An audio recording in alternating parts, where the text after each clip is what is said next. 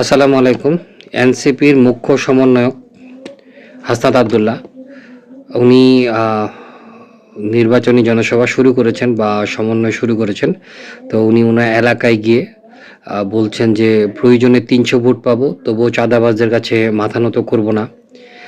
তিনি আবার বলছেন ৫০০ না, আমি যদি ১০ ভোটও পাই তবু এই ১০ জন ভোটারকে সঙ্গে নিয়ে দেবিদারের জন্য কাজ করে যাব। মানেটা হচ্ছে যে উনি এখন রিয়েলাইজ করতে পারছেন যে ৫ই আগস্টের পরে সেনাবাহিনীকে ধমক দেওয়া, সচিবদের ধমক দেওয়া, ডিসিপিকে ধমক দেওয়া, হাসনাত আবদুল্লাহর বিল শেষ।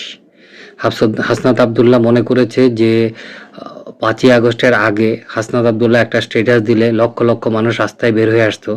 তারা হাসনাত আবদুল্লাহর জন্য বের হয়ে আসতো, না নিজের প্রয়োজনে বেরিয়ে আসতো, বা নিজের তাগিদে বেরিয়ে আসতো, অথবা সময়ের তাগিদে বেরিয়ে আসতো। এটা বোঝার মতো ক্ষমতা, দক্ষতা এই হাসনাত আবদুল্লাহদের ছিল না। আর এই হাসনাত আবদুল্লাহদেরকে এই যে তাদের বোধ শক্তিটা ছিল না, বা বোধ শক্তিটা তারা হারিয়ে ফেলেছিল, এটার মূল কারণ হচ্ছে ডক্টর মোহাম্মদ ইউনূস, প্রফেসর ইউনূস, গ্রামীণ ব্যাংকের ইউনূস, বাটপার ইউনূস। তো এই ইউনূস হাসনাত আবদুল্লাহদেরকে নষ্ট করে দিয়েছে। অবশ্য নষ্ট হয়তো হয়নি, কারণ কোটি কোটি টাকা, শত শত কোটি টাকা কামিয়ে ফেলেছে। এখন দেশ থেকে চলে যাবে, যদি বয়সও কম, এই টাকা দিয়ে সারা জীবন মাস্তি করে বেড়াতে পারবে। কারণ অবৈধ টাকা যেভাবে ইনকাম করেছে, সেই অবৈধ টাকার জন্য তার কোনো কষ্ট করতে হয়নি, মাস্তি করতেও তেমন কষ্ট করতে হবে না।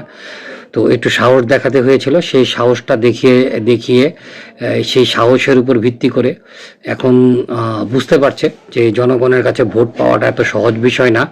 ভোট সে ৫০০-১০০০-এর বেশি পাবে না। তাই এখন এই কথা বলে রাখছে, যাতে ভবিষ্যতে বলতে পারে আমি তো বলেই ছিলাম যে আমি ৫০০ ভোট না পাই তো দেবিদারের লোকজনের জন্য কাজ করে দেব। ও আসলে দেবিদারের লোকজনের জন্য কাজ করবে না।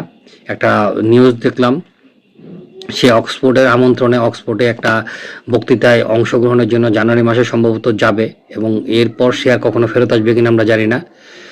এই হাসনাত আবদুল্লাহর উপলব্ধিটা যেটা দেখা যাচ্ছে এখন বর্তমানে, এই উপলব্ধিটাই হচ্ছে সঠিক উপলব্ধি। আসলে সে ভোটে তার কোনো গুরুত্ব নেই, ভোটের মাঠে সে হচ্ছে একটা জিরো। সেটা তার মুখ দিয়েই বেরিয়ে এসেছে। এবং এখন দেখার বিষয় যে আসলে এরপর, অর্থাৎ ভোটে হেরে যাওয়ার পর হাসনাত আবদুল্লাহ কোথায় থাকে। ধন্যবাদ।